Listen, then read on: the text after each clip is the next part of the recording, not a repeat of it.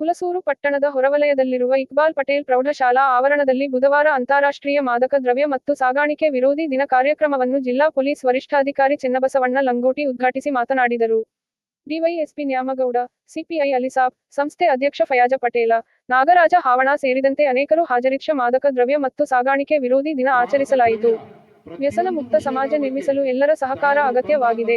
College ವಿದ್ಯಾರ್ಥಿಗಳು ವಿವಿಧ ಚಟಗಳನ್ನು ಮಾಡಿ ಪಾಲಕರಿಗೂ ತಿಳಿಯದ ಹಾಗೆ ತಮ್ಮ ಅಮೂಲ್ಯವಾದ ಶರೀರವನ್ನು ಹಾಳು ಮಾಡಿಕೊಳ್ಳುತ್ತಿದ್ದಾರೆ. ವ್ಯಸನ ಮುಕ್ತ ಸಮಾಜ ನಿರ್ಮಿಸಲು ನಿಮ್ಮೆಲ್ಲರ ಸಹಕಾರ ಅಗತ್ಯವಾಗಿದೆ ಎಂದು ಜಿಲ್ಲಾ ಪೊಲೀಸ್ ವರಿಷ್ಠಾಧಿಕಾರಿ ಚೆನ್ನಬಸವಣ್ಣ ಲಂಗೋಟಿ ಹೇಳಿದ್ದರು. ಪಟ್ಟಣದ ಹೊರವಲಯದ ಇಕ್ಬಾಲ್ ಪಟೇಲ್ ಪ್ರೌಢಶಾಲಾ ಆವರಣದಲ್ಲಿ ಬುಧವಾರ ಪೊಲೀಸ್ ಇಲಾಖೆ ವತಿಯಿಂದ ಅಂತಾರಾಷ್ಟ್ರೀಯ ಮಾದಕ ದ್ರವ್ಯ ಮತ್ತು ಸಾಗಾಣಿಕೆ ವಿರೋಧಿ ದಿನ ಕಾರ್ಯಕ್ರಮ ಉದ್ಘಾಟಿಸಿ ಮಾತನಾಡಿದರು. ಜೀವನದಲ್ಲಿ ಏನಾದರೂ ಸಾಧಿಸಬೇಕಾದರೆ ಶಾರೀರಿಕವಾಗಿ ಸದೃಢವಾಗಿರಬೇಕು ಅಂದಾಗ ಮಾತ್ರ ಯಾವುದೇ ಸಾಧನೆ ಮಾಡಲು ಸಾಧ್ಯವಾಗುತ್ತದೆ. ತಾವು ವಿವಿಧ ಮಾದಕ ದ್ರವ್ಯಗಳನ್ನು ಸೇವನೆ ಮಾಡುವುದರಿಂದ ಸಾಕಷ್ಟು ತೊಂದರೆಗಳು ಅನುಭವಿಸಬೇಕಾಗುತ್ತದೆ ಎಂದು ಹೇಳಿದರು.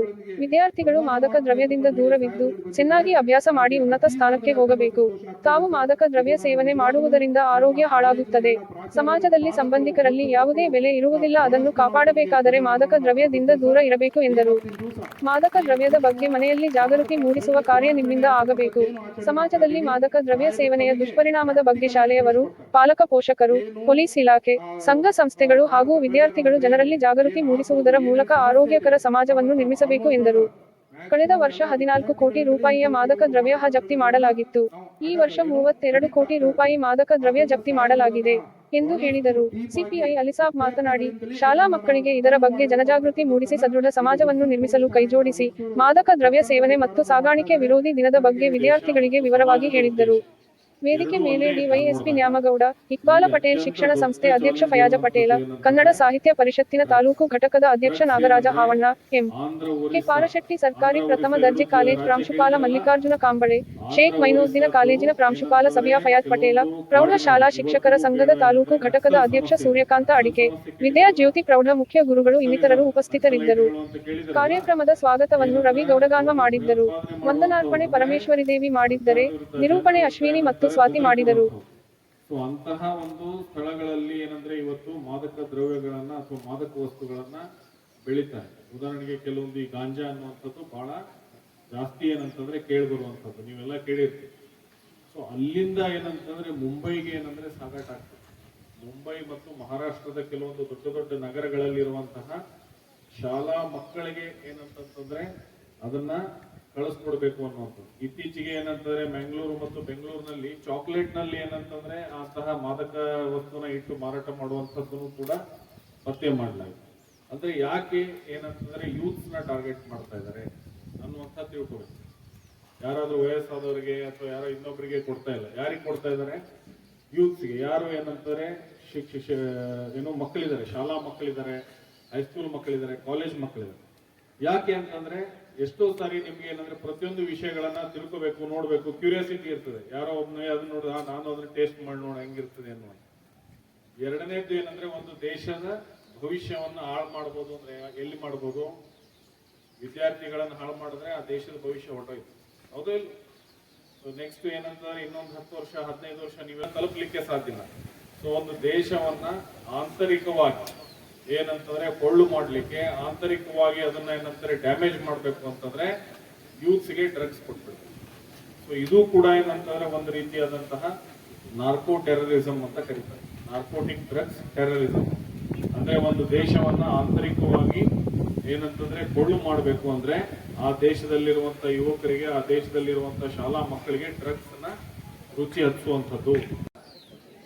14 ಕೋಟಿ ರೂಪಾಯಿ, इतना 14 करोड़ रुपए का ड्रग्स पकड़ा गया और इस साल 32 करोड़ रुपीस, कितना 32 करोड़ रुपीस ऑलरेडी पकड़ा गया, जो आंध्र उड़ीसा बॉर्डर से महाराष्ट्र के बहुत सारे गांव के बहुत सारे जो हैं स्कूल कॉलेजेस के लिए जा रहा था. उसमें कुछ बीदर जिले में भी सर्कुलेट हो रहा था, तो उसको भी हमने पकड़ा. और जो नशे की गोलियां जो हैं और कुछ ड्रग्स जो हैं जो स्टूडेंट्स को बेच रहे थे, उनको भी हमने पकड़ा.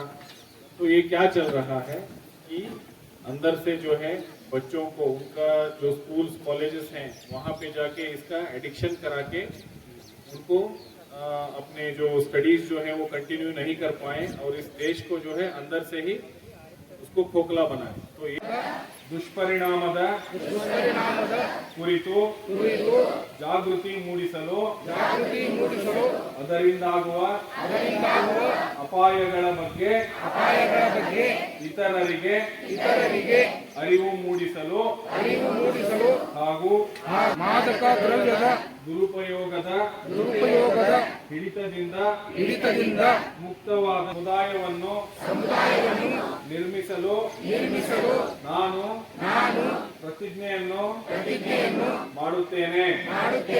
जय हिंद।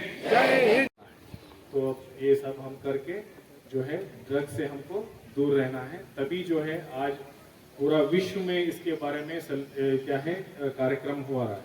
ಯುನೈಟೆಡ್ ನೇಷನ್ಸ್ जो है आज का दिन ವಿಶ್ವ ಮಾದಕ ವಸ್ತು ದ್ರವ್ಯಗಳ ಸಾಗಾಣಿಕೆ ಮತ್ತು ಸೇವನೆಯ ವಿರೋಧ ದಿನ, means we are against narcotic drugs and supply and even consumption के ऊपर ये जो है आज दिन यहाँ पे मना रहे हैं। मैं यूनाइटेड नेशंस में जो है काम किया हूँ, मैं जो है पुलिस एडवाइजर बन के साउथ सूडान देश में 1 साल गया था भारत की प्रतिनिधि होके, वहाँ पे सर्व किया। वहाँ पे जो है वहाँ पे भी उनका जो यूथ है, उनका जो वहाँ पे लोग हैं, वो भी इसी समस्या से जो है जूझ रहे हैं।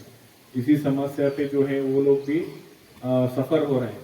एटलीस्ट हमारा सौभाग्य है कि हमारे देश में आज भी हमारा जो है parents, principals and police, we all are working together to curb such drug menace in this country. तो हम सब लोगों को प्राउड फील करना चाहिए कि हम जो है आज टोटल पूरे विश्व में हम जो प्रोग्रेसिव कंट्री होने जा रहे हैं। तो इसलिए आप सबका भी इसमें योगदान बहुत ज़रूरी है, ये मैं कहते हुए आज इस बहुत ही अच्छा आज यहाँ पे जो फंक्शन्स यहाँ पे ಆರ್ಗನೈಸ್ किए। ಎರಡನೇ ಅಂಶ, ಆಂಧ್ರ ಪ್ರದೇಶದ ಎಡಿಜಿ ಕ್ರೈಮ್ ಸಾಹೇಬರು ಅಂದ್ರೆ ಆಂಧ್ರ ಪ್ರದೇಶದ ಸರ್ಕಾರ ಸಹ ನಮ್ಮ ಸಾಹೇಬರಿಗೆ ಪ್ರಶಸ್ತಿಯನ್ನ ಕೊಡ್ತು। ಯಾಕಂತ ಹೇಳಿದ್ರೆ ಇಲ್ಲಿಯ ಡ್ರಗ್ ಅಲ್ಲಿಯ ಡ್ರಗ್ ಬಗ್ಗೆ ಸಾಹೇಬರು ಒಂದು ಟೀಮ್ ಮಾಡಿ ಟ್ರೇಸ್ ಮಾಡ್ಲಿಕ್ಕೆ ಬಹಳಷ್ಟು ಕಷ್ಟಪಟ್ಟು ಪ್ರಯತ್ನ ಪಟ್ಟು ಹಿಡಿದು ಕೊಟ್ಟಿದ್ರು।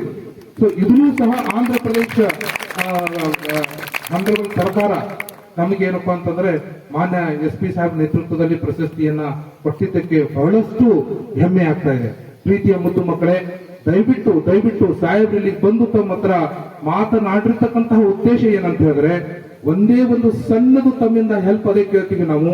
ಎಷ್ಟೋ ಜನ ತಾವು ಇಂಥ ಚಿಕ್ಕ ವಯಸ್ಸಿನಲ್ಲಿ ಸಿಗರೇಟ್ ಅನ್ನ ಸೇರ್ತೀರಿ, ಚಿಕ್ಕ ವಯಸ್ಸಿನಲ್ಲಿ ಗುಟ್ಕಾವನ್ನ ಅರಿಲಿಕ್ಕೆ ಪ್ರಾರಂಭ ಮಾಡ್ತೀರಿ, ಅದು ಟೈಮ್ ಪಾಸ್ ಸಲುವಾಗಿನೋ ಅಥವಾ ಬೇಕಂತ ಹುಡುಗ ಹುಡುಗಿಯರ ಹತ್ರ ತೋರಿಸಿ ನಾಟಕ ಮಾಡ್ಲಿಕ್ಕೂ ನನ್ಗೆ ಗೊತ್ತಾಗಲ್ಲ।